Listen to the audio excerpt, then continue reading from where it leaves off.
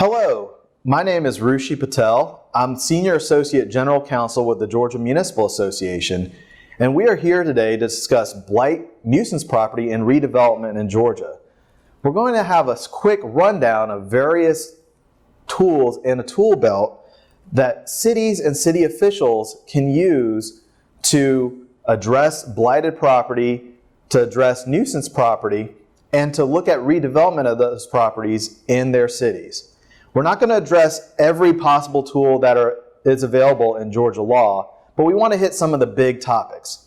Some of the big topics include nuisance abatement, blight tax, condemnation of property, land banks, specific provisions dealing with abandoned mobile homes, which is a new provision that was enacted by the Georgia General Assembly in 2018, but does not go into effect until 2019, and tax allocation districts. Now, before we go into any of these issues and any of these tools, I want to make very clear that this webinar and the resources available on the GMA website should not be taken as legal advice. We strongly insist that you consult with your legal advisor, your city attorney, before undertaking any processes dealing with any of these tools. So, a question that we get from city officials and city employees is, what are blighted properties? What are nuisance properties? And you may go down the street and you may look at a house or you may look at a commercial property and say, yeah, that's definitely blighted. And yeah, that's definitely a nuisance property. And you may be right, but you can't just base the identification of blighted or nuisance property on a feeling. You actually have to follow the law and identify them through the procedure that's associated with whichever tool you're using. So each method of remediation has its own set of laws.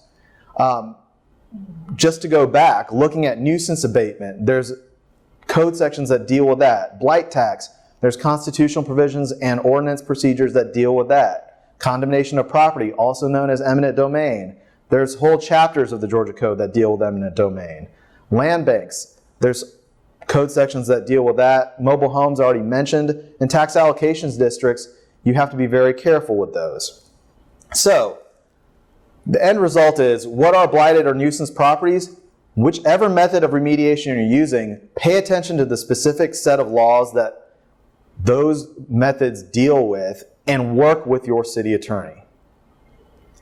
So the first method we're going to discuss is nuisance abatement. What is a nuisance property? Well, a nuisance property is typically known as something that causes hurt, causes inconvenience, or damage to another. Basically, it's a property that can cause lowered property values, can cause concerns to public health and safety. And so there are properties that are in almost every city in the state of Georgia that can be considered nuisance properties, but they have to be identified. The law for abatement of nuisances can be found in Chapter 2 of Title 41 of the Georgia Code. So Chapter 2 of Title 41 has a number of code sections that set out the procedure for dealing with nuisance properties. It can be time-consuming, and it will involve your city attorney or legal advisor. I cannot reiterate that enough. If you do not follow the laws on dealing with nuisance properties correctly, the city could end up getting sued, and that is not anything that we want to see. So, does this procedure involve a court? The answer is yes. Nuisance abatement has to go through a court. It involves a complaint procedure in court, which has specific timelines, and again, consult your city attorney before you undergo this, because those specific timelines have to be followed. Does it require notice? It does, but there's an important item to note here, is that the nuisance abatement process, the complaint, is filed against the property. Now, notice does have to be provided to the owner. Notice also has to be provided by posting on the property. And notice if there are unknown owners or interested parties, notice is also going to have to be published in the newspaper. But again, I cannot reiterate this enough. The procedures are complicated, so please consult with your city attorney. When we're talking about heir property, again, this notice procedure involves publication in the newspaper. So if there are properties in your jurisdiction that you can't find the person, I know I've seen this plenty of times before where a property belonged to Uncle Bobby and no one ever probated an estate, and now we have 20 people that have an interest in the property, but none of them actually care about the property. They all live in Oregon and Wisconsin and places all over the world. None of them live in your community anymore. How do you deal with heir property? Well, then again, the notice procedure deals with this. It deals with how you send notice to the owners, how you send notice to the property, and putting notice in the newspaper. So once the notice procedures are followed in the state law, that's how you deal with heir property and nuisance abatement processes. Another procedure that is available is the blight tax. Well, what is a blight tax and how did it originate? So the blight tax is actually something that was set out in the Georgia Constitution.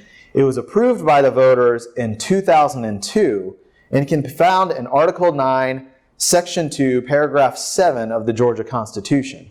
And what that provision of the Constitution states is that in communities throughout the state, there are properties that are blighted. The Georgia General Assembly understands that, and what it wants to be available to local governments is a procedure whereby the local governments, including cities, can enact an ordinance that would increase the factor of the millage for properties that are blighted, and if the property gets cleaned up, then it would decrease the millage. So basically, what we're talking about is, for example, a city could have an ordinance that says all these blighted properties that have been identified through the specific procedure in this ordinance, and the ordinance has to have this specific procedure, all these properties that have been identified as blighted will have an increased millage that's 7 times the normal rate of the millage for the city. And once it gets cleaned up, it'll be 1/7 of the normal rate of the millage for the city. And then you set the timelines for those increased time periods. The increased time period for the increase in the tax, the 7 times, would be as long as the property is blighted. The decrease would be set forth in the ordinance. What does the city need to do in order to effectuate a blight tax? Well, the Constitution is very clear. The city has to enact an ordinance. The ordinance has to have very specific procedures, has to have specific standards as to how to identify the blighted property, and has to give notice to the property owners. Okay? When is it useful? When is it potentially not useful? Well, I think this blight tax can be very useful on properties that are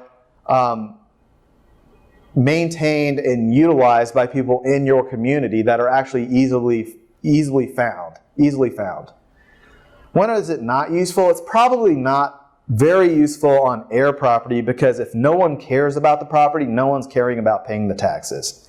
It's an unfortunate situation, but you have to pay attention to the type of property it is and how it's being maintained. One thing to be very, very, very aware of with the blight tax is that it cannot be used on owner-occupied residential property. Basically, it can't be used on the house of somebody who lives there. Okay? Condemnation of property is also known as eminent domain, as we mentioned earlier. Now, you may be thinking to yourself, eminent domain, that's a scary word, and it should be a scary word, because eminent domain involves taking somebody's private property. It can be very scary to go through an eminent domain procedure, and typically it can lead to litigation, especially if the person does not want their property taken. So what is blight in the condemnation world? Well, there's a very, very specific definition of blight and blighted property when you're dealing with eminent domain. And that can be found in the Official Code of Georgia, which is OCGA, Section 22-1-1, Paragraph 1. And this definition of blight has six different factors that will lead to a determination of blight. And you actually have to hit 2 2 in order to declare a property blighted for eminent domain processes. So what are the methods of condemnation available through eminent domain? We're not going to go through the great details of this because, again, this can lead to litigation. You need to talk to your legal advisor when dealing with eminent domain. But what are the methods? You can have a process through assessors. You can have processes through a special master. And you can go through the superior court. Now, state law is very clear about what condemned property can be used for by the city. And it can only be used for public uses, okay? And there's an exception to that, and we're going to talk about that exception here in a second. But if you do condemn property through eminent domain, no matter whether you use an assessor process, a special master process, or the superior court, you have to use it for a public use with one exception. And what does a public use entail? Well, that is defined, again, in the Georgia Code. And that's defined in OCGA 21-1-1, paragraph 7. So please, please, please consult with your city attorney before you go through eminent domain, but it has to be used for a public use. You cannot sell this property to a private property owner or a private party within 20 years of condemning it. So for the first 20 years of condemning this property, it has to be for a public use. There's one exception to that. And this exception was passed in 2017. GMA worked with the Realtors Association at the Georgia General Assembly and enacted a new code section. That code section is 22-1-15. If this process is used, it requires going through the superior court. And you don't go through the superior court once, you go through the superior court twice if you're doing this process. And what you would do is it basically says that first you go to the court to determine that the property is actually blighted. If the court determines that the property is blighted, then you can go through the court again to determine whether or not to condemn the property. So you go through 2 different court procedures under this process. But if you do that, you will be allowed to sell this property or transfer this property to a private property owner, private party, so it can be used for private purposes. Now, that property can only be used for the same use for the first 5 years after the condemnation, but that means that you can actually transfer it or sell it to a private party if you follow this procedure. Now, this is a new procedure, so I really suggest you talk to your city attorney if you plan on using this, but it is another tool in the tool belt.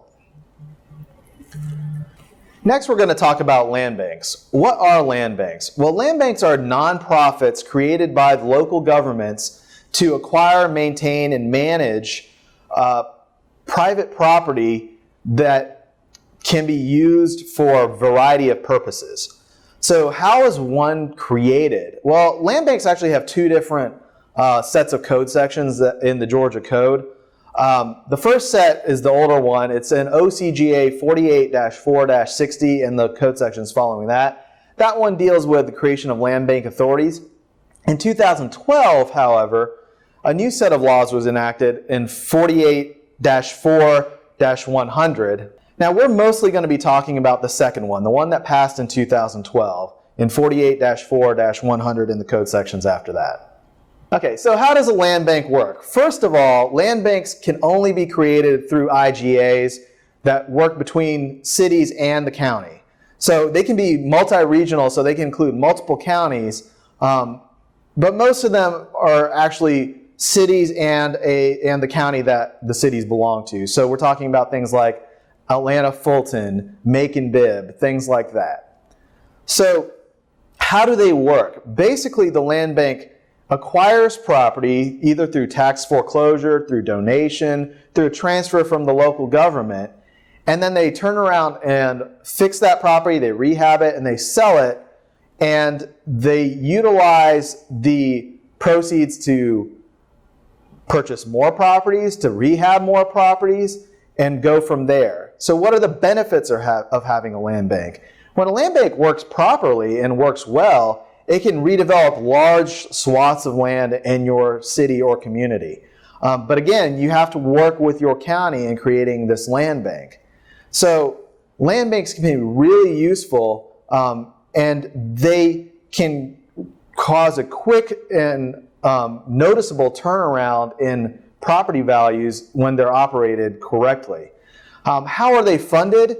The Georgia law in 2012 was amended so it allowed local governments to create a line item in their budget to set aside some money for the land bank. Additionally, tax revenue from properties that came out of the land bank, up to 75% of the property tax value, or property tax, can be utilized for the land bank. So there are options to funding the land bank that include the local government giving it money. It's one of the rare exceptions in the Georgia law where the local government can give money to a nonprofit. Mobile homes. Now this one is a new one in the Georgia law, and it actually does not go into effect until May 1st, 2019. So on May 1st, 2019 and thereafter, this section of the law, which can be found in OCGA 44-7-110 and the code sections after that, will be available to local governments. Now, why are mobile homes different than other types of property? Well, in many cases, mobile homes are owned or leased by one party, but they are actually on the property of another party. So the party who is actually utilizing the mobile home does not own the land that it sits on. And that actually has caused a problem because the landowner doesn't have full control over the mobile home if it gets abandoned, if it becomes blighted, if it becomes derelict. So this past legislative session in 2018, the Georgia General Assembly enacted this new provision, which again can be found in 44-7-110 and the code sections after that. And what it will allow is it will allow a private property owner, so the landowner, not the mobile homeowner, but the landowner, to reach out to the local government and ask the local government to send an agent out to inspect a mobile home to determine whether or not it's abandoned or derelict. And if the local government chooses to do that, there's no mandate that the local government does that, but if the local government chooses to do that, then the private property owner can go through a court procedure in magistrate court to determine or declare that the mobile home is derelict and or abandoned, and go through that procedure and to allow the private property owner to remove the mobile home from their property and sell it or have it destroyed. And so this process will allow the cleanup of abandoned mobile homes, which are different than abandoned residential property, abandoned commercial property, and abandoned industrial property that's actually fixed to the ground. Finally, we're going to talk about TADs. Well, what are TADs? First, TAD stands for Tax Allocation District. And what this means is that you set aside a certain geographical area that will become part of the tax allocation district that can be used for redevelopment purposes. So, first, the tax allocation district captures incremental tax revenue increases in that given area to retire debt, which can be used to fund improvements, capital improvements to that area. So the jurisdiction can issue debt to fund capital improvements and or support investment using the anticipated increases in value to finance the debt. So basically they're using the increase in the tax value of properties that they're anticipating to fund the redevelopment and to fund the improvement of the area.